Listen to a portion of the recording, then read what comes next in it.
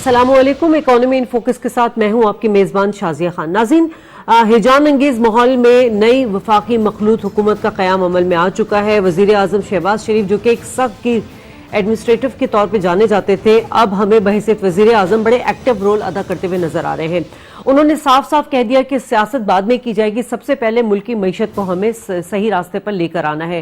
वो पहले भी चार्टर ऑफ इकोनॉमी की बात कर चुके हैं। अब वो आवाम को रिलीफ दिलवाने में किस हद तक कामयाब होते हैं, कुछ दिनों में पता चल जाएगा। शहबाज शरीफ साहब, जो कि अगले जुम्मे को सऊदी अरब के दौरे पर रवाना हो रहे हैं, अब देखना ये है कि मईशत में जो फिस्कल गैप आ गया है उसको पुर करने के लिए दोस्त ममालिक क्या रोल अदा करेंगे। इसी पर बात करेंगे आज के शो में। अपने मेहमानों का तारुफ करा दूं। आजिज जमाली साहब मेरे साथ मौजूद हैं, तज्जियाकार हैं, बहुत शुक्रिया सर आपका।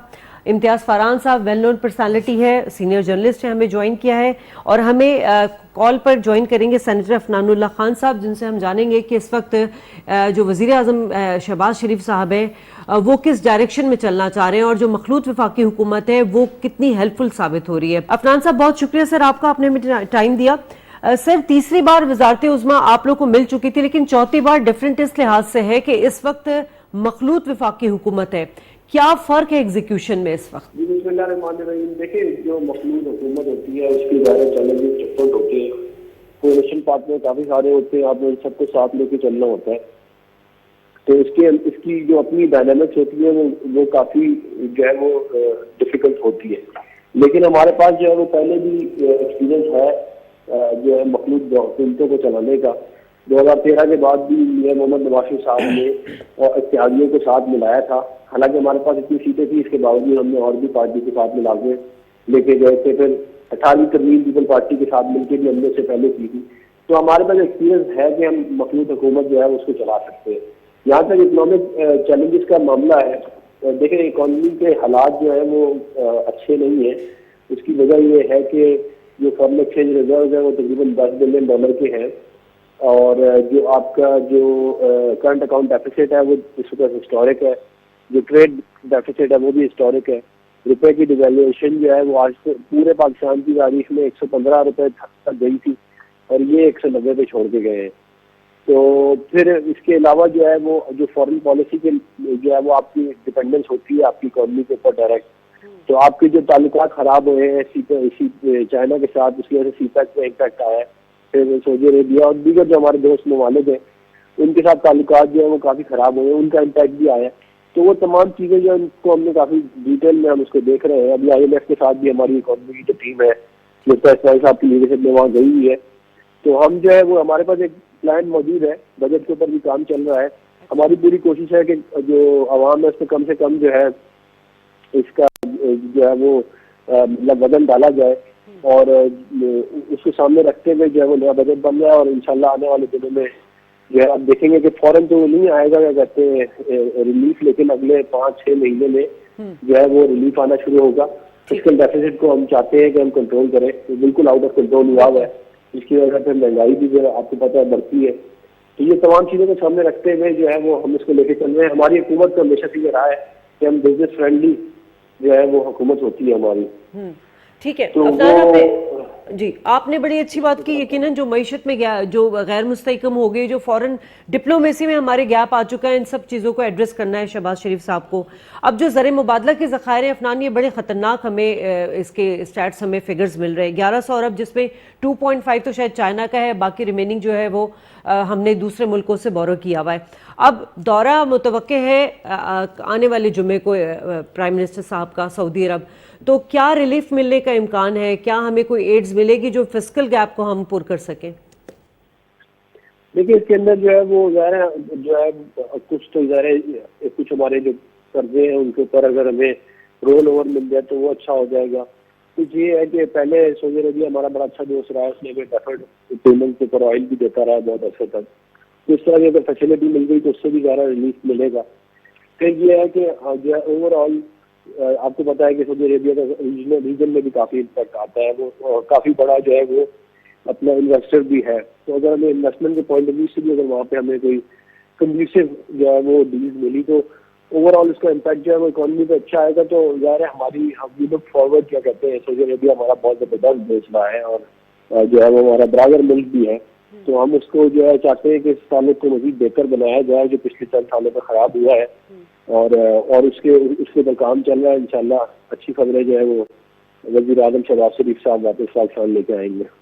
ٹھیک ہے، لیکن بہت ساری چیزیں ایسی ہیں عفنان جو ایک عام آدمی پوچھنا چاہ رہا ہے، وہ یہ چاہ رہا ہے کہ آپ کے اتحادی جماعتوں کے ساتھ جو کولیشن حکومت بنی ہے، سب سے بڑا ہر وقت ایک تھریٹ رہتی ہے کہ اتحادی جماعت ناراض نہ ہو جائے. بہت سارے ایشوز ہیں، جیسے ڈیفنس ہو گیا، فارن منسٹری ہو گئی، اکانومی کی ہم نے بات کر لی، بجلی ہے، پانی، یہ بہت بڑے بڑے مسئلے ہیں. تو کیا جب آپ لوگ اپوزیشن جماعت میں تھے، پی ڈی ایم میں تھے، تب آپ لوگوں نے یہ پلان بنایا ہوا تھا کہ ہم وفاقی حکومت جب بنائیں گے مخلوط تو ہم ان تمام چیزوں کو مل کر ایڈریس کریں گے چیزوں کو؟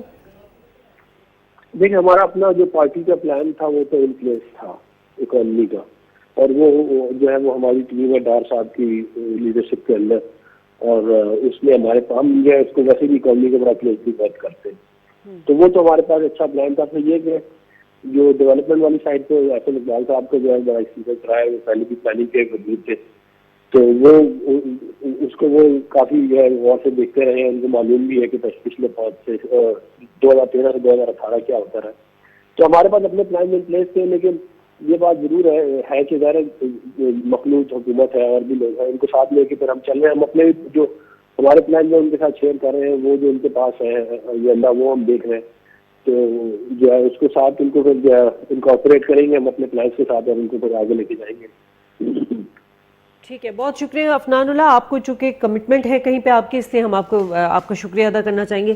امتیاز فرحان صاحب، سوال وہی ہے کہ بحیثیت پرائم منسٹر شہباز شریف صاحب، جو کہ ہمیں ایک بڑی اچھی طرح منتظم ہمیں نظر آئے ہیں پنجاب میں خادم اعلیٰ کے نام پر، وزارت عظمیٰ اور ملک کی ایگزیکیوشن چلانا، اس کو چلانا کتنا فرق ہوتا ہے؟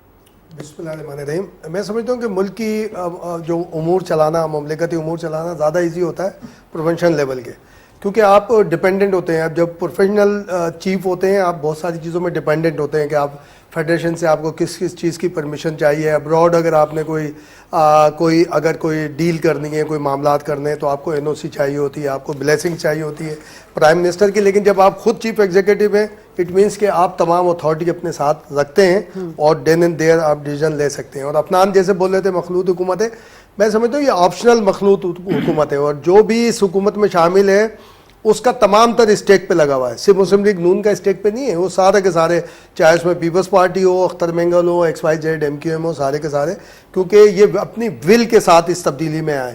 اگر ول کے ساتھ نہ آئے ہوتے تو شاید ہوتا یہ معاملہ کہ بھئی ٹھیک ہے میں ساتھ چلنا چاہتا ہوں، نہیں چاہتا ہوں، یہ میرا غلط ہو گیا، صحیح ہو گیا. تو یہ ایڈوانٹیج بھی ہے ان کو، جو شہباز شریف صاحب ہیں، اور اس سے شاید وہ فائدہ اٹھائیں گے. آپ جیسے بات کر رہے تھے سعودی عرب کے وزٹ کی، تو آئی تھنک کہ میں بھی گزشتہ روز پڑھ رہا تھا کہ جو بائیڈن جو رجیم ہے اس کی طرف سے شاید کوئی آلریڈی اناؤنسمنٹ ہے جو سپورٹ کی کہ جی امدادی رقم ہے شاید کافی ساری، اس کو وہ کرنے 240 بلین جی. اور اب جب یہاں پہ آئی ایم ایف میں آئیں گے تو آئی ایم ایف میں ری نیگوشیٹ کرنا ہے. ایک چیز جو مفتاح صاحب کی سامنے آئی ہے وہ وہی سامنے آئی ہے کہ آئی ایم ایف کا بڑا دباؤ یہ ہے کہ آپ فیول کے اوپر کم از کم سبسڈی نہ دیں، کیونکہ دنیا بھر میں آئی ایم ایف کے بارے میں امپریشن یہی ہے کہ جب وہ اپنا ڈائیلاگ کا آغاز کرتا ہے تو فیول انرجی جو ہوتی ہے، چاہے وہ گیس کا سیکٹر ہو چاہے وہ بجلی سیکٹر ہو، تو وہاں پہ فورس کرتے ہیں کہ اس میں آپ سبسڈی نہ دیں، اس کی ریکوری آپ کی 100% ہو. کیونکہ آئی ایم ایف کا بالکل ایک بزنس مین کی طرح کانسیپٹ ہے کہ یہ چیزیں ایسی ہے کہ یہ اینی ہاؤ پبلک نے لینی ہے، اس کو یوٹیلائز کرنا ہی کرنا ہے. اس میں اگر آپ سبسڈی نہیں دیں گے 100% ریکوری پاسبلٹی ہوتی ہے، اس لیے انہوں نے یہ فورس کیا ہے. اب ری نیگوشیٹ کر پاتے ہیں نہیں کر پاتے یہ ایک علیحدہ چیز ہے، بٹ میں یہ سمجھتا ہوں کہ کر پائیں گے. اس کی وجہ یہ ہے کہ اگر جہاں پاکستان کی گورنمنٹ کی نیڈ ہے وہیں آئی ایم ایف کی بھی نیڈ ہے کہ ایک اس کا کلائنٹ کہیں یا آپ ایک اس کی کنٹری کہیں کہ اس کو وہ پوزیٹیولی لے کے آگے بڑھنا چاہتے ہیں. سری لنکا تازہ مثال سامنے آئی ہے. سری لنکا نے اپنے آپ کو ڈیفالٹر ڈکلیئر کر دیا ہے. ڈیفالٹر ڈکلیئر کرنے کے بعد جو انٹرنیشنل رولز ہیں اس کے مطابق آپ کسی ملک کے اوپر قبضہ نہیں کر سکتے، کوئی بھی اس طرح کوئی ادارہ قبضہ نہیں کر سکتا، اس کی اپنی ساورنٹی ہوتی ہے. اب جو ادارے ہیں جن کے قرض چاہیے اس کے اوپر سری لنکا پہ، اب وہ ایگزام میں آ گئے، اب وہ امتحان میں آ گئے کہ آیا انہیں اب کیسے ڈیل کرنا ہے. अगर श्रीलंका मिसाल के तौर पे उसे कंपेयर हम इसलिए कर रहे हैं कि एक ताज़ी मिसाल सामने आई है कि श्रीलंका अगर सरवाइव कर गया, उसके लोगों ने ये एडमायर कर लिया कि जनाब हमने महंगाई के साथ इस तरह के हालात के साथ ज़िंदगी गुजारनी है, एक टाइम अगर गुजार दिया तो मैं समझता हूँ कि फिर बहुत अच्छी तरीके, बहुत अच्छे रेंज के अंदर श्रीलंका आ जाएगा। लेकिन उसका मतलब ये नहीं है कि हम अल्लाह ना करे कि हम भी उस साइड पे जाएं। IMF को भी, वर्ल्ड बैंक को भी आपकी ज़रूरत है, क्योंकि वर्ल्ड हमारी जो स्टेट बैंक है उसकी सरबराह साथ में आयशा साहिबा उनके साथ में है, और वर्ल्ड बैंक के हिसाब से जो उसकी डिमांड थी, तो आप समझें कि हमारा स्टेट बैंक बिल्कुल इंडिपेंडेंट इस वक्त सूरत हाल में। अब उसकी ये इंडिपेंडेंसी बरकरार रखी जाएगी या नहीं रखी जाएगी, ये भी एक क्वेश्चन है। मैं समझता हूँ कि मौजूदा हुकूमत फिलहाल तो इस पोजीशन में नहीं है कि उसकी जो पहले के IMF से और वर्ल्ड बैंक से जो एग्रीमेंट तय शुदा से हैं, जो हुए हुए एग्रीमेंट हैं, जो उसकी मुद्दत है, उसमें तो आप फोर्सफुली कुछ भी नहीं कर सकते। आप एक रिक्वेस्ट बेस पे जा सकते हैं। अब उसमें आप गारंटियर के तौर पे आपका अगर सऊदी अरब निकल कर सामने आता है, अमेरिका एक गारंटियर के तौर पे सामने आता है, चाइना, क्योंकि देखिए एक आपके साथ एक अहम चीज़ ये है कि मैंने अभी नहीं देखी उसको हम भी, आप भी, हम सब मॉनिटर कर रहे हैं कि ईरान की तरफ से अभी तक वो रिस्पॉन्स नहीं आया है जो कि हम फील कर रहे थे, या हमें इमीडिएट वो था कि जनाब उसने अभी तक, मैं समझता हूँ कि उस लेवल पे एक्सेप्टेंस वाली भी सूरत हाल नहीं आई है। वो भी एक चीज़ काउंट करती है बहुत सारी, लेकिन वो इंटरनेशनल मैटर में वो नहीं करती। IMF और वर्ल्ड बैंक में वो उसका ना मानना तो हमारे बेनिफिट में भी जा सकता है कि जी जाहिर है कि भाई ठीक है ईरान नाराज़ है, इसलिए नाराज़ है कि अमेरिकन के हवाले से जो बात की जाती है उस हवाले से। तो मैं समझता हूँ कि हम एक अच्छाई की तरफ जाएंगे, क्योंकि टीम बड़ी टीम है, और ये जैसे एक्सपीरियंस भी है, एक्सपीरियंस भी है। बिलावल का अगर होता है कि अगर ये फॉरेन मिनिस्टर के तौर पे ऑन कर लेते हैं, और मैं समझता हूँ कि उस ऑनरशिप के बाद बहुत ज़्यादा फर्क पड़ेगा खुद इनकी अपनी पॉलिटिक्स में, कि अपने नाना की तरह आगाज करेंगे कि पहले वो फॉरेन मिनिस्टर बने, उसके बाद प्राइम मिनिस्टर की तरफ वो गए। लेकिन इंटरनेशनली बिलावल का कुछ भी कहे आप, कोई कितनी कोई बात करे, बिलावल का इमेज है पूरे वर्ल्ड में, उसकी बात सुनी जाएगी। और मैं समझता हूँ उसकी इमेज बिल्डिंग में सबसे बड़ी बात यह है कि इस वक्त पाकिस्तान या एशिया का नहीं, दुनिया का सबसे कम उम्र पॉलिटिशियन अगर कोई है पूरी दुनिया में एक्सेप्टेड, वो है बिलावल भुट्टो, और वो उसको अपनी इस पर्सनालिटी से फायदा उठाना चाहिए और होगा। ठीक है जमाली साहब, हमारे जब से कायम पाकिस्तान से अब तक 70 सालों से ज़्यादा का अरसा हो गया है, अब जितनी पॉलिटिकल अनस्टेबिलिटी रही है, यकीनन हमारी जो इकोनॉमी पॉलिसी थी वो उस तरह से मजबूत मुस्तहकम नहीं हो सकी, जिसके आफ्टर शॉक्स हमें हर कुछ अरसे के बाद मिलते रहते हैं। इस वक्त कितना मुश्किल है ये मखलूत हुकूमत जो बनी है उसके लिए, क्योंकि हुकूमत गिर तो गई, लेकिन जो चैलेंज है वो मज़ीद मुश्किल, कॉम्प्लिकेटेड होते गए हैं। तो यकीनन शहबाज शरीफ के पास तजुर्बा तो है, आसानी रहेगी या मुश्किलात आएंगी? आपने अच्छी बात की, पॉलिटिकल अनस्टेबिलिटी। देखें, मैशियत या तमाम मामलात मुस्तहकम होते ही तब हैं जब आपके माशरे में या आपके मुल्क में सियासी इस्तेहकाम हो। अगर पॉलिटिकली आप स्ट्रांग हैं तो आस्ता आस्ता फिर उसके असरात मैशियत पे जाते हैं, मैशियत से फिर पूरे अवाम पे जाते हैं। जब पॉलिटिकली आप मुस्तहकम नहीं है तो फिर आपकी मैशियत मुस्तहकम नहीं, आपका पूरा माशरा मुस्तहक नहीं होता, और उसका अवाम पे नेगेटिव असरात पड़ते हैं, जैसे हमने गुज़िश्ता कुछ अरसे से देखा। तो ये बहुत ज़रूरी है कि हमारे मुल्क में सियासी इस्तेहकाम बहुत ज़रूरी है, जिसके लिए ये इनके लिए एक बड़ा चैलेंज है कि चूँकि इनके सामने एक बहुत बड़ी स्ट्रांग अपोजिशन है। अब मौजूदा जो अपोजिशन है इमरान खान की सूरत में ये एक स्ट्रांग अपोजिशन है, जिसको इनको फेस भी करना है, और इनको फेस करके मुल्क में पॉलिटिकल स्टेबिलिटी भी लानी है। सबसे अहम चैलेंज ये होगा, ये अगर इसमें कामयाब हो गए, मैं समझता हूँ सियासी इस्तेहकाम लाने में कामयाब हो गए तो यकीनन ये मैशियत को मुस्तहकम कर लेंगे। कैसे? ज़ाहिर है कि जैसे इम्तियाज़ फ़ारान ने कहा, एक तो इंटरनेशनली इनके लिए माहौल बेहतर होगा। दूसरा देखें, 3-4 बड़े मसले हैं, ये जो हम बातें कर रहे हैं शायद आम आदमी को इस तरह समझ में ना आए, लेकिन अगर उसको अवामी ज़बान में हम समझें, महंगाई एक बड़ा मसला है मुल्क में, गुर्बत एक बड़ा मसला है, बेरोज़गारी, ये 3 ऐसे पॉइंट्स हैं, अगर इनको हम समझें कि ये आम आदमी के दुखती रग पे हाथ रखने वाले पॉइंट्स हैं। हर आदमी आपसे पूछेगा पहला सवाल कि ये शहबाज शरीफ के आने से क्या महंगाई कम होगी? आम आदमी जो आप वैसे वफाकी इदारे शुमारियात के मुताबिक कुछ कमी आई है यस महंगाई थोड़ा में। बहुत। जी दूसरा सवाल आपसे ये पूछा जाएगा कि जी बेरोजगारी में फर्क पड़ेगा क्या, लोगों को रोजगार मिलेगा? क्योंकि माजी में जो हमारे हुक्मरान थे उन्होंने बहुत बड़े बड़े वादे किए थे, 1 करोड़ नौकरियों की, 50 लाख घरों की, इस तरह के जितने ज्यादा वादे किए, लोगों की उस वक्त एक्सपेक्टेशन उस वक्त भी थी, तवक्कात थी, इस तरह के वादे किए गए। अच्छा, अब दूसरी किस्म की तवक्कात हैं, क्योंकि वो 3.5 साल गुजारने के बाद अब लोग समझ रहे हैं कि मौजूदा हुकूमत शायद उन वादों को तो नहीं लेकिन उसके मुकाबले में कुछ न कुछ जरूर बेहतरी करेगी। करेगी। जैसे 3 मैंने अवामी पॉइंट्स बताए, जी। बेरोजगारी, महंगाई, गुर्बत तो फौरी तौर पे कम नहीं होगी। जो इंटरनेशनली हमारा जो लेवल है गुर्बत का वो इतना जल्दी तो कम नहीं होगा, लेकिन ये 2 पॉइंट्स फौरी हल तलब ज़रूर हैं कि जैसे अभी आप फरमा रही हैं कि थोड़ा सा ये इंडिकेटर्स मिलना शुरू हुआ है कि अभी आज भी मैं पढ़ रहा था कि शहबाज शरीफ साहब ने हिदायत दी हैं चारों सूबों को कि मार्केटों में जाके, बाज़ारों में जाके जो मकामी एडमिनिस्ट्रेशन है वो ख़ास तौर पे महंगाई की एक बड़ी वजह तो मार्केट मिडलमैन भी है ना, मिडलमैन का जो रोल होता है, मार्केट्स के अंदर का जो रोल होता है, अगर एडमिनिस्ट्रेशन अच्छी हो तो वो उसको रोक कर महंगाई की शरह को एक हद तक कम कर सकती है। तो ये सारे मामलात हैं। तो मेरा बहरहाल यही कहना है कि सियासी इस्तेहकाम सबसे बहुत ज़रूरी है, हुकूमत के लिए भी ये बात बहुत ज़रूरी है। इवन पॉलिटिकल बहरहाल अपोजिशन को तो जो करना है वो अपने अंदाज से करेगी, उसको तो हुकूमत से कोई दिलचस्पी नहीं होता, लेकिन अगर मुल्क से अपोजिशन को भी, मौजूदा अपोजिशन को कोई दिलचस्पी हो तो उसको इस बात को ज़रूर सोचना चाहिए कि इस मुल्क का इस्तेहकाम हम सबके लिए बहुत ज़रूरी है, पूरे पाकिस्तान के लिए, तमाम पाकिस्तानियों के लिए ज़रूरी है। ठीक है, हमें टेलीफोन लाइन पर जुबैर तुफैल साहब ने ज्वाइन कर लिया है, साबिक सदर FPCCI। बहुत शुक्रिया सर आपका।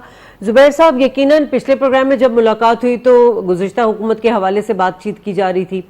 अब जब ये हुकूमत आई है तो ये हुकूमत नई इस तरह से नहीं है कि नून लीग के हिस्से में 4थी बार वज़ारत उज़्मा का ओहदा आया है, लेकिन जो चैलेंजेस, जो मुआशी चैलेंजेस है, जिसे प्राइम मिनिस्टर साहब शहबाज शरीफ साहब खुद समझ रहे हैं और उन्होंने वाज़ेह तौर पे ये बात की कि हमें सबसे पहले इकोनॉमी को देखना है।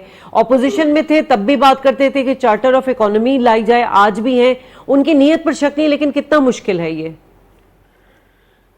देखें, इस वक्त मसला ये है कि हुकूमत आई है, इनके पास एक जो मुद्दत है वो महदूद है, ज़्यादा से ज़्यादा असेंबली की मुद्दत 15 महीने है, तो इनको बहुत सारे चैलेंजेस तो होंगे। और उसकी वजह ये है कि सबसे ज़्यादा पेट्रोलियम प्रोडक्ट की कीमतें बहुत बढ़ गई हैं। जो आज से 6 महीने पहले $80 का पेट्रोल का बैरल था वो अब $120 तक चला गया, फिर अब कम होकर $105 पे आया है। तो पेट्रोलियम में हमें सबसे बड़ा मुश्किलात पेट्रोलियम और गैस के ऊपर है। तो दूसरा ये कि जो इंटरनेशनल डोनर एजेंसीज हैं जैसे IMF है, वो मुसलसल हुकूमत से मुतालबा कर रहे हैं कि पेट्रोल और डीजल की कीमतें बढ़ाई जाएं। जब ये कीमतें बढ़ेंगी तो यकीनन लोगों को उसके ऊपर उनकी ज़िंदगी में बोझ पड़ेगा, और जबकि आमदनी का कोई इजाफा नहीं हो रहा तो हुकूमत को ये सोचना होगा कि कम से कम जो कम आमदनी वाले लोग हैं उनका कोई हल किया जाए। जैसे कोई एक आदमी है, हुकूमत ने कम से कम तनख्वाह 25,000 रखी है, तो 25,000 रुपए तनख्वाह वाले आदमी के साथ अगर आप पेट्रोल को और 10 या 20 रुपए लीटर महंगा कर देंगे तो उसकी जिंदगी तो बहुत मुश्किल हो जाएगी। तो हुकूमत को सोचना होगा जो कम आमदनी वाले लोग हैं उनके लिए, खास तौर पर मैं एक मिसाल है कि पेट्रोल जो है आप कार वाले को भी उसी कीमत में दे रहे हैं और मोटरसाइकिल वाले को भी। तो इसका कोई ऐसा फूल प्रूफ सिस्टम होना चाहिए, जो लोग मोटरसाइकिल चलाते हैं या जिनकी पेट्रोल की टंकी में सिर्फ 2 लीटर पेट्रोल डलता है, उनको पेट्रोल सस्ता दिया जाए और कारों को महंगा दिया जाए, ताकि किसी न किसी सूरत जो है उनकी मदद हो। और उसके अलावा भी देखें, इन्फ्लेशन बहुत ज्यादा है, हर चीज महंगाई की तरफ जा रही है। जो गंदम है वो महंगी है, खाने का तेल है वो 500 रुपए लीटर तक पहुंच चुका है। तो ये सारी चीजें हुकूमत के लिए एक बहुत बड़ा चैलेंज होगा। और मैं उम्मीद करता हूँ क्योंकि शहबाज शरीफ साहब को इन्होंने पंजाब का सूबा काफी अर्सा चलाया हुआ है, तो इनके पास तजर्बा है, और इनके साथ दीगर जो मिफ्ता इस्माइल भी जो वजीर खजाना है ये भी तजर्बाकार है। तो यकीनन ये कोई ऐसा काम करेंगे कि जिससे लोगों की जिंदगी में आसानी पैदा हो। ठीक है, इस वक्त मिफ्ता इस्माइल मौजूद है अमेरिका में, क्या उम्मीद लग रही है, क्या वो IMF से प्रोग्राम बहाल करा सकेंगे? हाँ, मैं भी उनका इंटरव्यू सुन रहा था, मिफ्ता इस्माइल का आधा घंटा पहले इंटरव्यू आ रहा था। उन्होंने कहा जी IMF ये कहते हैं कि आप पेट्रोलियम प्रोडक्ट पे से जो भी सब्सिडी दे रहे हैं वो खत्म करें। اگر سبسڈی ختم کی جاتی ہے تو پیٹرول کی قیمت تو بہت زیادہ بڑھ جائے گی. تو حکومت نے ان کو مشورہ یہ دیا کہ جی اب پیٹرول کی قیمت جو ہے وہ بڑھائیں گے لیکن آہستہ آہستہ بڑھائیں گے. یہ تمام سبسڈی ایک دم ختم نہیں کی جا سکتی اور انہوں نے ان سے ایگری کیا ہے کہ وہ پیٹرولیم پروڈکٹ کی قیمتیں آئندہ چند مہینوں میں جو ہے گریجولی بڑھائیں گے. اور اس کے علاوہ کچھ اور بھی بات چیت جیسے ہوئی تھی کہ اسٹیٹ بینک کی آٹونومی کے بارے میں تو وہ تو حکومت نے پہلے سے ایگری کیا ہوا ہے, اس کے مطابق ہی اسٹیٹ بینک کو آگے چلایا جائے گا. اور دیگر جو بجلی کی بات بھی ہوئی کہ بجلی کی قیمت بھی بڑھائی جائے تو آئی ایم ایف تو دیکھیے اپنا پورا دباؤ ڈالے گا کہ جب وہ کسی کو قرضہ دیتے ہیں تو وہ یہ انشور کراتے ہیں کہ ان کے قرضہ جو ہے ان کو واپس بھی ملے. اور ان کا یہ کہنا ہے کہ آپ خاص طور پہ پیٹرولیم پروڈکٹ اور بجلی اور گیس کی قیمتیں بڑھائیں. تو دیکھیے کہ اور میرا خیال ہے کہ مفتاح اسماعیل صاحب پارشلی ان کے ساتھ کافی باتوں پہ ایگری کر چکے ہیں. ٹھیک ہے. اچھا, ایک امپورٹنٹ سوال یہ کہ یقیناً گزشتہ حکومت جو تھی اس نے کچھ شرائط پورے نہیں کیے تھے. تیل پر سبسڈی کا خاتمہ, مزید ٹیکس میں اضافہ نہیں کیا تھا, پروگرام تعطل کا بھی شکار ہو گیا تھا. ابھی پاکستان کو 5 ارب روپے کی ضرورت ہے اس وقت. تو کیا نظر آ رہا ہے, کیا یہ جو پرائم منسٹر صاحب آپ دورے کرنے جا رہے ہیں سعودی عرب کے, تو وہاں سے کچھ ہمیں ایڈز کی امید ہے جو کہ ہمارے یہ جو فسکل گیپ ہے اس کو, فائنینشیل گیپ کو پورا کر سکے؟ دیکھیے بات یہ کہ 5 ارب ڈالر کی جو ضرورت ہے اس میں 1 ارب تو یہ توقع کرتے ہیں کہ آئی ایم ایف ان کو دے گا. اس کے بعد باقی 4 ارب رہ گئے. تو مجھے یقین ہے کہ جو بھی ہمارے دوست ممالک ہیں اس میں عرب ممالک بھی ہے اور چائنا بھی ہے. 27 اپریل کو جو ہے وزیر اعظم صاحب جو ہے سعودی عرب جا رہے ہیں اور تو وہاں پہ وہ ان کی ملاقات سعودی حکمرانوں سے ہوگی اور میں توقع کرتا ہوں کہ وہاں سے ان کو وہ تقریباً 2 ارب ڈالر متوقع ہے کہ حکومت چاہتی ہے کہ سعودی عرب میں 2 ارب ڈالر جو ہے مزید امداد دے. اور امید ہے کہ وہ یہ مدد کر دیں گے کیونکہ جب بھی پاکستان مشکلات میں ہوتا ہے تو سعودی عرب جو ہے پاکستان کی مدد کو آتا ہے. جا سکتا ہے جی, کمرشل بورو بھی کیا جا سکتا ہے. کمرشلی بھی بورو کر سکتے تھے. کمرشلی تو آپ کہیں سے بھی بورو کر سکتے ہیں دنیا میں, لیکن وہ اس کے ریٹ آف انٹرسٹ زیادہ ہوتا ہے. اور لیکن سعودی عرب اور چائنا سے جو آپ کو لون لیا جاتا ہے وہ عام طور سے بہت کم, اس کا انٹرسٹ ریٹ بہت کم ہوتا ہے. تو وہ جو ہے وہ حکومت کا زیادہ نظر اسی پہ ہوتی ہے کہ چائنا یا سعودی عرب سے یا قطر سے یا یو اے ای سے شارٹ ٹرم لونز لیے جائیں اور یہ ابھی بھی اسی طرف جائیں گے. ٹھیک ہے. اچھا, آئی ایم ایف کے حوالے سے بھی ایک چیز سامنے آ رہی ہے کہ اس وقت اگر ہم عالمی معاشی بحران دیکھیں تو ہمیں روس اور یوکرین کی جنگ نظر آتی ہے. پھر مصر میں بھی ہم نے دیکھا کہ قحط شروع ہو گیا وہاں پہ کیونکہ وہ گندم بورو کرتے ہیں یوکرین سے. سری لنکا کا حال ہمارے سامنے ہے. اس وقت جتنے بھی آئی ایم ایف سمیت عالمی مالیاتی ادارے ہیں ان پر بہت دباؤ ہے. زبیر صاحب, تو پاکستان کی جو ریکویسٹ ہے اس کو کتنا کنسیڈر کرے گا آئی ایم ایف؟ دیکھیں, آئی ایم ایف ابھی تو صرف $1 بلین کی بات ہو رہی ہے اور وہ مجھے یقین ہے کہ وہ دے دیں گے. ابھی وہ جو 1 بلین جو بھی بات چیت شروع ہوئی ہے وہ $1 بلین کی ہوئی ہے اور مجھے پوری یہ توقع ہے کہ وہاں سے یہ $1 بلین مل جائے گا. اور آپ کی بات ٹھیک ہے کہ اس وقت تمام دنیا میں جو انفلیشن ہے اس کی وجہ سے اور یوکرین میں جو جنگ ہو رہی ہے اس کی وجہ سے تمام دنیا میں مہنگائی کا بہت زیادہ دباؤ ہے. اور مہنگائی کے ساتھ ساتھ دنیا میں جو کرائے ہیں, جو شپنگ کے کرائے ہیں وہ بھی تقریباً ڈبل سے زیادہ ہو گئے. تو یہ ساری چیزیں مل کر نہ صرف پاکستان بلکہ دیگر ترقی پذیر ملکوں کے لیے بھی بہت ساری مشکلات پیدا کر رہے ہیں. یقیناً سری لنکا جو ہے بہت زیادہ مشکلات میں ہے. پاکستان کا یہ ہے کہ پاکستان کی مشکلات اتنی زیادہ نہیں ہیں کیونکہ پاکستان ایک تو ایک بڑا ملک ہے, 22 کروڑ عوام کا ملک ہے. پھر ہماری ایگریکلچر جو ہے, ہماری ایگریکلچر خاصی مضبوط ہے اور خوش قسمتی سے اس دفعہ جو ایگریکلچر کی تقریباً ساری کراپ جو ہیں وہ اچھی ہو رہی ہیں. جو بھی نمبرز آ رہے ہیں گندم کے وہ بھی اچھے ہیں کہ گندم کی پیداوار پچھلے سال سے زیادہ ہے, گنے کی پیداوار پچھلے سال سے زیادہ ہے, روئی کی پیداوار پچھلے سال سے زیادہ ہے. تو اس لحاظ سے آپ کو شاید زیادہ کوئی یہ ضروری چیزیں امپورٹ نہیں کرنی پڑے گی. ٹھیک ہے. لیکن زبیر صاحب ابھی چونکہ اب حکومت جا رہی ہے وفاقی بجٹ جون کے پہلے ہفتے میں جو ہے وہ بجٹ پیش کرنے کا فیصلہ کر رہی ہے. اب نئی حکومت کو ایک بہت بڑا بجٹ خسارے کا سامنا بھی ہے, تو کس طرح اس کو شیڈیول کریں گے؟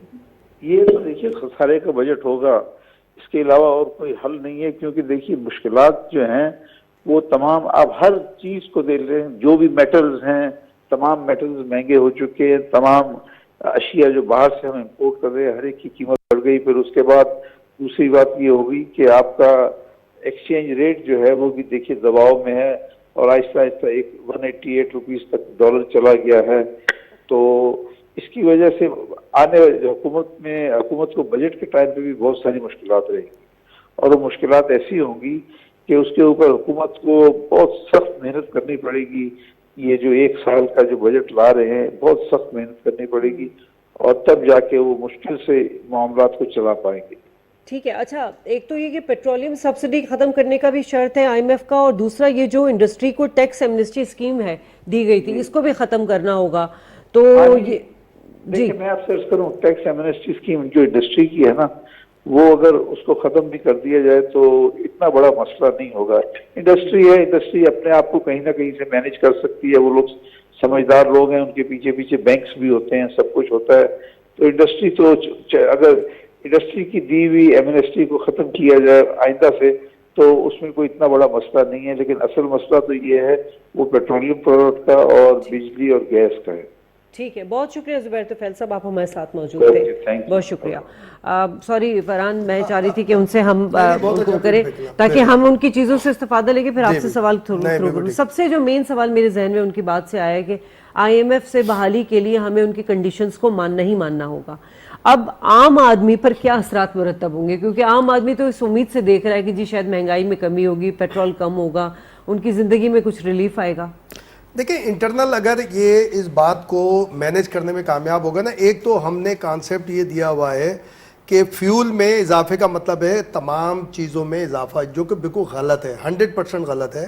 اگر کسی فیول میں اضافہ ہوا ہے فور دا ٹائم بینگ ہوا ہے تو فور دا ٹائم بینگ آپ میجرز لیتے ہیں اور اس کے فریٹ کے اندر صرف لیتے ہیں، اس کا تمام چیزوں پہ ہم ڈال دیتے ہیں اثر. اور اس کو ہم ڈیبیٹ میں جب لاتے ہیں تو یہ کانسیپٹ بالکل وہ مینیج بھی ہو جاتا ہے، اسٹیبلش ہو جاتا ہے کہ ہاں اگر پیٹرول پہ پیسے بڑھیں گے تو سب چیزوں پہ بڑھنے چاہیے، جبکہ ایسا ہوتا نہیں ہے. مثال کے طور پہ اگر ہم یہ تصور کر لیں کہ 20 روپے لیٹر بڑھ گیا ہے کہ پیٹرول کے اوپر، اور اگر دودھ کی سپلائی ہونی ہے اور اگر وہ 1000 لیٹر سپلائی دیتا ہے مارکیٹ کے اندر اور 30 لیٹر پیٹرول اس کا استعمال ہوتا ہے جانے آنے میں، جو کیٹل فارم اور جو ہماری مارکیٹنگ ہے اس کے اندر اگر ہم تصور کر لیں تو اس کا مطلب ہے 20 روپے کے حساب سے 400 اور 600 روپے روز کا اس کا اضافہ ہوا ہے. اگر وہ 1000 لیٹر مارکیٹ میں سپلائی کر رہا ہے تو اگر اس کو اس سے مینیج بھی کر دیا جائے تو 1 روپے لیٹر بھی نہیں آتا اس کے اوپر، اور یہ ایک دم 5 سے 10 روپے بڑھا دیتے ہیں. یہ جو مارکیٹنگ ہے، جو مڈل مین ہے، اس کی ایک کنونسنگ ہے جو مارکیٹ کے اوپر اثر انداز کرتی ہے. وہ کہتے ہیں کہ جب فیول میں بڑھ گیا تو یہ آپ کو کانسیپٹ ختم کرنا پڑے گا، اور یہ گورنمنٹ کر سکتی ہے اور اس کو آگے لے کر جائیں گے. اور انٹرنلی جو زبیر صاحب کہہ رہے تھے کہ ہم ایگریکلچر ایک کنٹری ہیں، اس کو زیادہ ہم اسٹیبلش کر دیں، اور اس کے اندر ہی آپ دیکھیں کہ جو یہ فارمنگ ہے، چاہے اس کے اندر فش فارمنگ ہو، کیٹل فارمنگ ہو یا گوٹ، جو بھی کوئی فارمنگ آپ لے لیں، وہ بھی ہماری اپنی اکنومی ہے، امپورٹڈ اکنومی کہیں نہیں ہے. اگر ہم اس کو ایگریکلچر کو، اس فارمنگ کو ہم مینیج کرنے میں کامیاب ہو جاتے ہیں، جو کہ بآسانی کیا جا سکتا ہے، تو آپ سمجھیں کہ ہم امیجیٹ جو ایک مڈل کلاس اور لوئر مڈل کلاس جو ہے اس کو ہم مطمئن رکھنے میں کامیاب رہیں گے، کیونکہ اس کا اتنا زیادہ لیوش اس کا جانا آنا نہیں ہے. اس کی موٹر بائک ہے تو موٹر بائک 1 سے 2 لیٹر اس کو درکار ہے، میکسیمم ٹریولنگ کے لیے بھی اس کو 2 لیٹر کافی ہیں، اور وہ 40 روپے اس کو فرق پڑے. اگر ہم اس صورتحال کو مینیج کر سکیں، اور یہ ہم مینیج کر سکتے ہیں، میڈیا کے ذریعے مینیج کر سکتے ہیں، اور جو گورنمنٹ کے جو منسٹر صاحبان ہیں، بیوروکریٹ صاحبان ہیں، وہ سامنے آ کے اس بات کو لے کے جائیں. اور دوسری جو زبیر صاحب ایک بات کر رہے تھے وہ بالکل صحیح ہے، اس کو کنسیڈر اگین ہمیں کرنا چاہیے کہ ہمارے پاس نادرا کا ڈیٹا موجود ہے. ہمیں راشن کارڈ کو دوبارہ یعنی کہ انٹروڈیوس کرانا چاہیے، تاکہ یہ رہے کہ میرے پاس موٹر بائک ہے، میں مہینے میں 50 لیٹر مجھے جناب 100 روپے لیٹر ملے گا، اس کے بعد 101 لیٹر میں لوں گا تو 200 روپے لیٹر، مجھے 250 روپے لیٹر ملے گا. اور آپ کھانے کی چیزیں، چینی، گھی، آٹا، دال، جیسے پہلے راشن شاپ ہوتے تھے، میرے مثال کے طور پہ راشن کارڈ پہ 10 افراد کا انٹری ہے، وہ میرے راشن آفس کے پر یا اس شاپ کے اوپر موجود ہے, اویلیبل ہے, اس کی قیمت آپ مینیج کر سکتے ہیں, آرام کے ساتھ مینیج کر سکتے ہیں کہ جناب 10 کلو چینی تک اس راشن کارڈ کے اوپر 70 روپے ملے گی, 11واں کلو جو ہے 170 روپے کا ملے گا. ایک تو اس سے کفایت شاری آٹومیٹک شروع ہو جائے گی, اور دوسرا جو middle class, lower middle class اور اپر کلاس کا جو ایک ڈسٹینس ہے وہ آٹومیٹک ختم ہو جائے گا, کیونکہ جو اپر کلاس کے لوگ ہیں وہ 250 روپے بھی لیٹر خرید سکتے ہیں, ان کو کوئی پرابلم ہی نہیں ہے. وہ چینی جو ہے 150 روپے کلو بھی خرید سکتے ہیں, ان کے لیے کوئی نہیں ہے. یہ مینجمنٹ ہے, مینجمنٹ اگر انہوں نے کر لی تو میں نہیں سمجھتا کہ کوئی پرابلم ہے. کہ ایک تو انٹر لنک جو ہم کرتے ہیں نا کہ جی فیول, ہاں یہ انڈسٹری سے ہم بات کر سکتے ہیں کہ انڈسٹری میں جب گیس کی انجیکشن ہوتی ہے وہ مہنگی ہوتی ہے تو اس سے اس کی کاسٹ میں فرق آ جاتا ہے, یہ تو ہم مان سکتے ہیں. لیکن جو فیول عام زندگی کے اندر جس سے ہم نے انجیکٹ کر دیا ہے کہ نا ٹرانسپورٹ کا کرایہ بھی بڑھے گا, فلاں بھی بڑھے گا, فلاں, ایسا نہیں ہے. آپ کو اس کو اسٹیبلش کرنا پڑے گا, اپنے لا انفورسنگ ایجنسیز کے ذریعے اسٹیبلش کرنا پڑے گا کہ جناب فیول بڑھنے کا مطلب یہ نہیں ہے کہ آپ ایسے, اور اس کے لیے بھی مینج کیا جا سکتا ہے کہ جو پبلک ٹرانسپورٹ ہے اس کے لیے آپ طے کر لیں. مسئلہ وہی ہے نا کہ ہر کوئی جو ہے نا وہ کرپشن اور منافع خوری کی چکروں میں لگ گیا ہے. تو جو آپ بات کر رہے تھے جمالی صاحب اس وقت کہ مڈل مین کا جو رول ہے ہماری سوسائٹی میں, ہر چیز ہم حکومت پہ ڈال دیتے ہیں, حکومت کو یہ کرنا وہ کرنا, ایسا نہیں ہے. ہاں حکومت چیک اینڈ بیلنس ضرور کرے, جو میکانزم جہاں چل رہا ہے ان کو جا کر وہاں چیک کرے کہ ہاں جی اس مارکیٹ میں یا سستے بازار میں آیا واقعی اسی حساب سے اسی نرخ پہ چیزیں بیچی جا رہی ہیں یا نہیں بیچی جا رہی. ہمارے یہاں مس ہینڈلنگ اور مڈل مین, ان کو کس طرح حکومت ختم کرے؟ دیکھیں فاران نے 2 اچھی باتیں کی ہیں, لیکن یہ ہمیں نظر میں رکھنا پڑے گا کہ موجودہ حکومت کے پاس ٹائم بہت کم ہے. یعنی ایک ہوتی ہیں لانگ ٹرم پالیسیز, ایک ہوتی ہیں شارٹ ٹرم. اچھا ان کو پورا ڈیپینڈ کرنا پڑے گا شارٹ ٹرم پالیسیز پہ. وہ زبیر صاحب 15 ماہ کہہ رہے ہیں, مجھے تو نہیں لگ رہا کہ 15 ماہ سے پہلے ہی شاید کچھ ہو جائے, لیکن اس لیے ان کے پاس کم ٹائم ہے, اس لیے ان کو ڈیپینڈ کرنا پڑے گا شارٹ ٹرم پالیسیز پر. یہ اگر 20 روپے بڑھا بھی دیتے ہیں تو بالکل, اگر موٹر سائیکل والے کو یا عام آدمی کو آپ پیکج کیا دے رہے ہیں اس میں, یہ شارٹ ٹرم پالیسی ہوگی, یہ آج کرنا ہوگا.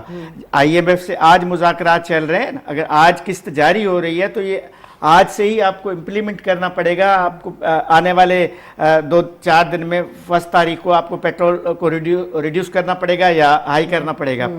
یہ اہم بات ہے. آپ اگر ٹھگ سے 20 روپے آپ نے بڑھا دیا لیٹر, پھر تو آپ اپوزیشن کو موقع دے رہے ہیں. آپ عمران خان درست کہے گا آپ کو, کیونکہ پالیٹکس ہے نا, سیاست میں یہ چیز جائز ہوتی ہے کہ جی ہم نے کس طرح بھی کیا, ہم نے تو عام آدمی کو 20 روپے کم کر کے دیا تھا. یہ دیکھیں انہوں نے آتے ہی 20 روپے پیٹرول بڑھا دیا, وہ بات درست ہوگی, عام آدمی کے لیے بالکل درست ہوگی. اس لیے یہ کہہ رہے ہیں, ایک تجویز میں نے سنی ہے کہ جی جس طرح بے نظیر انکم سپورٹ کارڈ ہے, ہم اس طرح کا کوئی میکینزم بنائیں تاکہ ایک کارڈ دیا جائے پیٹرول کے لیے. لیکن یہ بھی لانگ ٹرم میں آ جائے گا, یہ اتنا فوری ممکن نہیں ہے ہمارے ملک میں, اتنا آسان نہیں ہے. تو اب یہ کیا میکینزم دیں گے یہ دیکھنا پڑے گا. دوسری بات آپ جو کہہ رہی ہیں, آپ بالکل 100% درست بات ہے کہ چاہے پروونشل گورنمنٹس ہوں یا فیڈرل گورنمنٹ ہو, یہ جو مڈل مین کا یا مارکیٹ اکانومی کا جو سسٹم ہے اس پہ کنٹرول نہیں ہے, ان کا کہیں بھی کنٹرول نہیں ہے. چونکہ یہ لوکل ایڈمنسٹریشن پہ ہم ڈال دیتے ہیں. لوکل ایڈمنسٹریشن, آپ نے ایک جملہ کہا کرپشن تو ہے ہمارے معاشرے میں, پورا سماج کرپٹ ہے. ہم سب, یعنی مجھے بھی کوئی ایسا جائز کام کے لیے ناجائز راستہ اختیار کرنا پڑتا ہے, آپ کو بھی اختیار کرنا پڑتا ہے. جو چیز مارکیٹ میں 10 روپے کی ملنی چاہیے مجبوراً, اب آج ہم رمضان شریف میں بات کر رہے ہیں, جو چیز کل 10 روپے کی مل رہی تھی وہ آج 20 روپے کا ہم سب خرید کر رہے ہیں. ہماری مجبوری ہے, کیونکہ یہ کچھ چیزیں ایسی ہوتی ہیں جو عام گھروں کے لیے ضروری ہوتی ہیں, جو اس کو مڈل مین اس سے, جبکہ دنیا بھر میں کم ہوتے ہیں اور ہمارے یہاں بڑھائے جاتے ہیں. اچھے دنوں میں یا ایسے مبارک مواقع, یا جو خاص طور پہ رمضان شریف, نان مسلم کنٹریز تک کم کر دیتی ہیں, نان مسلم کنٹریز اس کو کم کرتے ہیں, ہم اس کو بڑھا دیتے ہیں. اس میں حکومت کا کردار نہیں ہے, اس میں بیسیکلی وہ مڈل مین اور جو مارکیٹ میں چیزیں چھپانے والے جو لوگ ہوتے ہیں, یا اندوز, ہاں بالکل, یا گراں فروشی جو ہوتی ہے اس میں زیادہ تر. لیکن حکومت کا کنٹرول نہیں ہوتا, انتظامیہ کا کنٹرول نہیں ہوتا.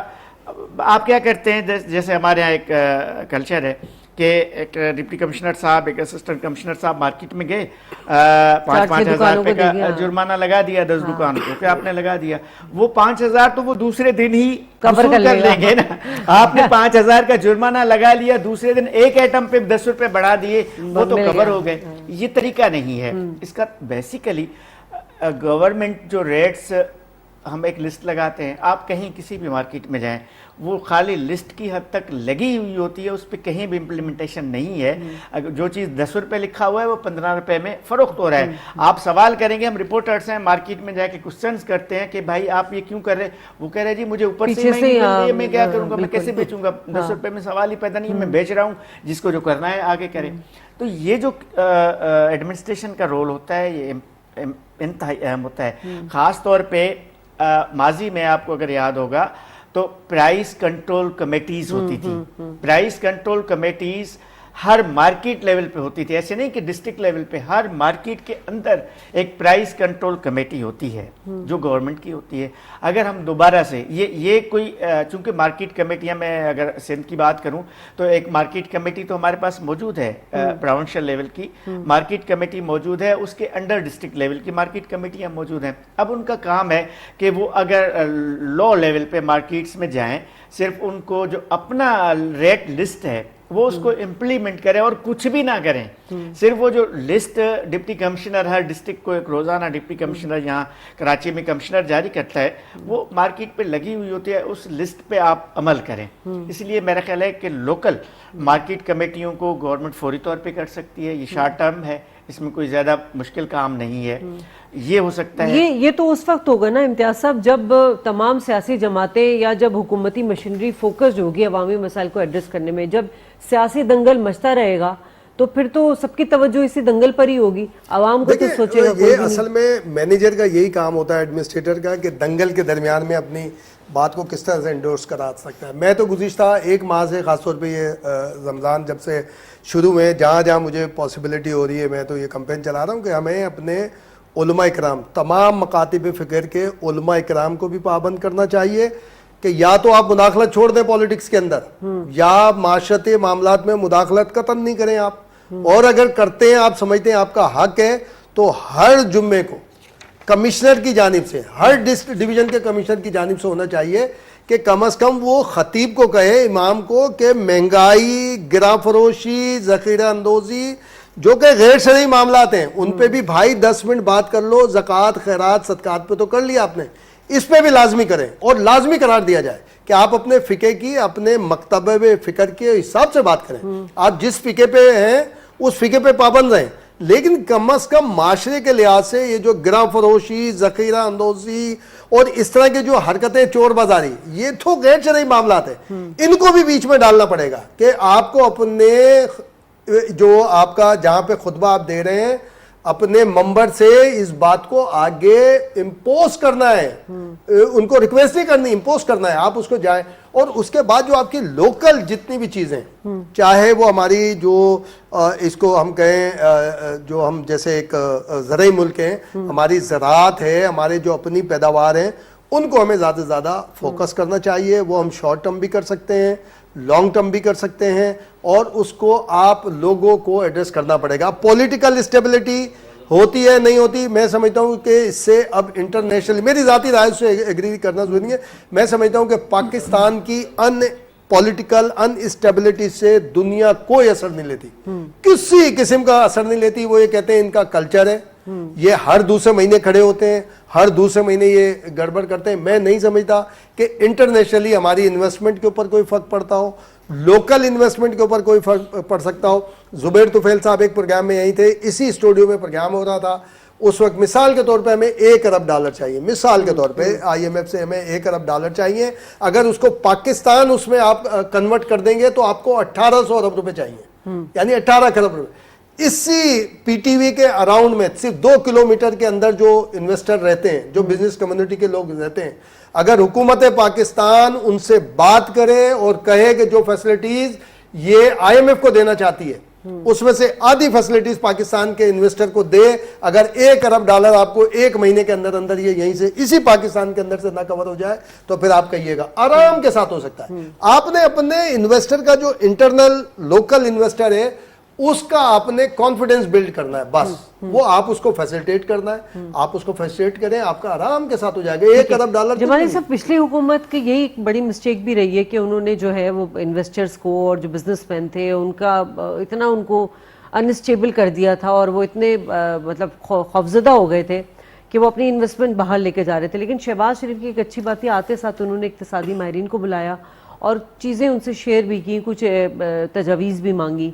शहबाज शरीफ का इस सिनेरियो में जो पोर्टफोलियो बहुत अच्छा है, तो एतमाद बहाल हुआ बिजनेसमैन का, इन्वेस्टर्स का। देखिए, गुज़िश्ता हुकूमत ने भी मुझे याद है यहाँ कराची में ही इमरान खान साहब वज़ीर आज़म बनने से कबल यहाँ पे बिजनेसमैनों से एक बड़ा इजलास किया था। तो उन्होंने ये कहा था कि मैं जब वज़ीर आज़म बनूंगा तो सबसे पहले आपसे मीटिंग करूंगा, और वो की भी थी। और उन्होंने किस हद तक किसी सेक्टर्स को फ़ायदा दिया भी था, लेकिन उसका आम आदमी पे फ़र्क नहीं पड़ा। असल बात तो ये है ना, जो इम्तियाज़ कह रहे हैं, और आपने भी एक जुमला जो कहा कि इंटरनेशनली मुमकिन है फ़र्क ना पड़ता हो, लेकिन नेशनली हमें बड़ा फ़र्क पड़ता है। आपने कहा ना कि हम अगर इस धमचक्कर में लगे रहेंगे 24 घंटे, एक दूसरे के गले खींचते रहेंगे और सियासी मलाखड़ा लगा रहेगा, तो जो चीज़ें हम अभी डिस्कस कर रहे थे उन पे हमारी तवज्जो नहीं होगी। लाजमी है कि हुकूमतों का, इंतज़ामिया की, आप देखें ना, पंजाब इतना बड़ा सूबा है, आधे पाकिस्तान से भी बड़ा है, गुज़श्ता 1 माह से वहाँ कोई गवर्नमेंट ही नहीं है। हाँ, अब कौन इम्प्लीमेंट करेगा, कौन रेट लिस्ट लगाएगा, कौन उस पर देखेगा, बाकी चीज़ों को कौन देखेगा? हुकूमत ही नहीं है। तो ये चीज़ें मैं जो कह रहा था कि इनसे हमारे लोकल लेवल पे बहुत बड़ा फ़र्क पड़ता है। अगर आपने वजह फरमाया कि शहबाज शरीफ का इन चीज़ों पे एक बहुत बड़ा तजर्बा है, नवाज शरीफ का इवन है, या इनकी जो माजी की हुकूमतें रही हैं, 90s में जो नवाज शरीफ की गवर्नमेंट रही या फिर 2013 में रही, इन्होंने बिजनेसमैनों से बड़ी हद तक इनका रेपो अच्छा रहा।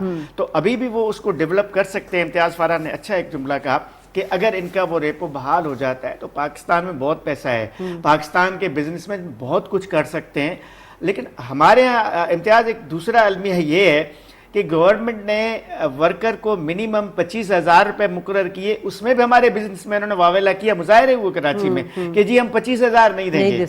तो हमारे यहाँ ये भी तो है ना, हम मुल्क के लिए हम कुर्बानी कितनी दे सकते हैं, हम अपने अवाम को कितना फ़ायदा दे सकते हैं। सिर्फ हुकूमत का काम नहीं है, हम सबका काम है। बिजनेसमैन ख़ास तौर पे जो इसी मुल्क से अरबों खरबों रुपए कमाता है, उसको थोड़ा सा उसमें से कुछ हिस्सा आदमी के नज़र करना चाहिए, उसको देना चाहिए कम से कम, ताकि अनबैलेंस जो हम इकोनॉमिकली जो अनबैलेंस है, हमारा लेबर जो है वो पीछे से पीछे जा रहा है, हमारा जो मजदूर है वो तबाही की तरफ जा रहा है, हमारा बिजनेसमैन ऊपर जा रहा है। तो इसलिए मेरा ख्याल है कि मुल्क के लिए थोड़े वक्त के लिए अगर हम कुर्बानी देना सीख जाएं तो बहुत कुछ हो सकता है। ठीक है इम्तियाज़, मेरे जहन में तो ये भी बात आ रही थी कि बहैसियत एक पाकिस्तानी, आपको याद होगा डैम फंड में 10-10 रुपए लोगों ने दिए थे, तो क्या हम अपने मुल्क की मईशत को बहाल करने के लिए और हम ये IMF से कर्जा मांगने के बजाय अगर हम बहैसियत कौम भी कुछ अपनी कंट्रीब्यूशन करें? पैसे कहाँ गए इम्तियाज़ से पहले? वो तो नहीं, मैं इसी पर आ रही थी। लेकिन बात वही है कि लोगों का एतमाद इतना उठ चुका है, इतनी यहाँ पे, अब क्या मैं अल्फाज इस्तेमाल करूं कि डैम के नाम पे फंड लेकर आप देखिए, आपने शादिया मैकेनिज्म चेंज करना है। अगर मुझे मेरे पे ट्रस्ट नहीं है किसी का, या आज जिस पे हम कहते हैं हम तीनों पे किसी का ट्रस्ट नहीं है, लेकिन वो काम करना चाहते हैं, तो हमें मैकेनिज्म चेंज कर देना चाहिए कि आप मेरे कहने पे इन्वेस्टमेंट ना करें, इस तरह से इन्वेस्टमेंट करें जो कि डायरेक्ट। आजकल तो देखें ना, ये जो डिजिटल मीडिया है ना, वो ये डिजिटल दौर है ना, हर चीज ट्रांसपेरेंट है, कोई मसला ही नहीं है। आप ये करना चाहें तो सब, वही जो मैं बात कर रहा था ना, $1 अरब, इसका मतलब है 180 अरब रुपए चाहिए आपको। 180 अरब रुपए कराची में। मैं तो कहता हूँ ये पंजाबी, मैं तो हमेशा इस बात का हामी रहा हूं कि पंजाबी सौदागरान, दिल्ली, मेमन और ये जो चनियोटी हैं, पूरा पाकिस्तान का फाइनेंस इनके हवाले का, और ये हमारे राजस्थानी जो मारवाड़ी है, इनके हवाले कर दें आप।